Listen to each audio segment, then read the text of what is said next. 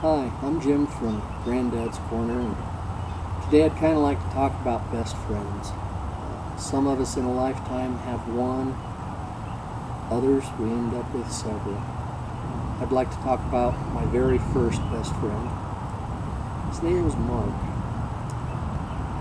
Met him in first grade. He was a pudgy little sucker, and I was a skinny little runt, and we just kind of hit it off together.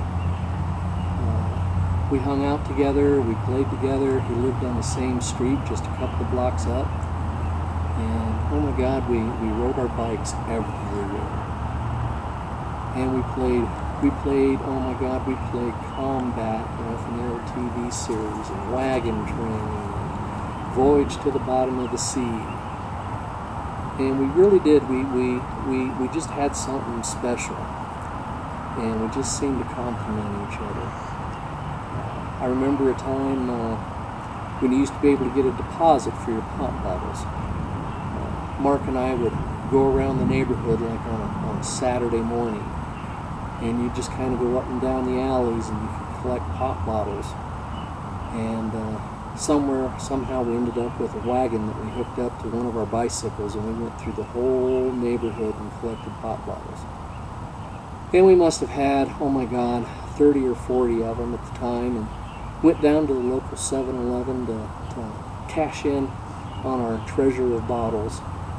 And as the guy counted them up, and we were looking at the store thinking about candy and stuff to buy, just happened to look out the back door and saw that there was pop bottles galore by the case stacked up out back of the store.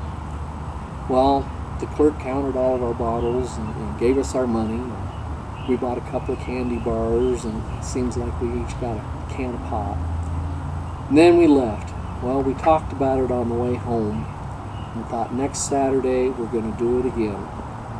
So, following Saturday, Mark and I got on our bikes, hooked up the same wagon, and we went around the whole neighborhood again and probably collected just as many bottles as we had the week before. When we got down to the store and stuff,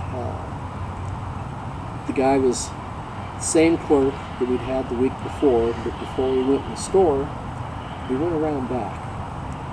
And we loaded up, I don't know, probably another 5 or 6 cases of empty bottles, loaded them up in that wagon, walked around to the front of the store and walked in with all those bottles. Clerk never said a word. He counted them all up, gave us our money, except this time, instead of getting a can of pop and a couple of candy bars, by God, we jumped on our bikes and went where we weren't supposed to go. We went to the A&W root beer stand that was on a real major street. It was called Sheridan Avenue. Well, we got in there. We had enough money that, oh man, we pigged out. We had corn dogs, onion rings, and I don't know how many frosty mugs of root beer. And Mark, now, he was game for anything. And we weren't supposed to be over that side of our neighborhood because we'd be in big trouble.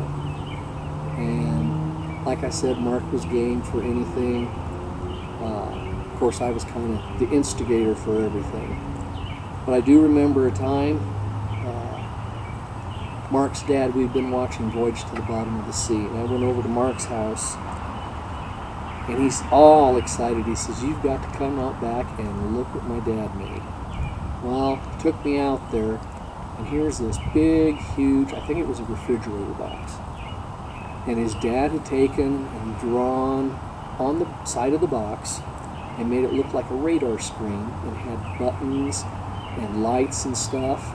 And he poked a hole in the center of the radar screen and attached a ruler, and had a little motor inside the box that we could plug in, and the ruler would go around and around just like on a radar screen. Man, we played with that for I don't know how long. I think finally until the little motor burned out or the box fell apart. I don't remember which. But Mark, yeah, he was my very first best friend. And now that he's gone, he's passed, I definitely miss him. But yeah, I've got more stories. Lots more stories, and I will try to get them posted for you. I want to thank you. God bless.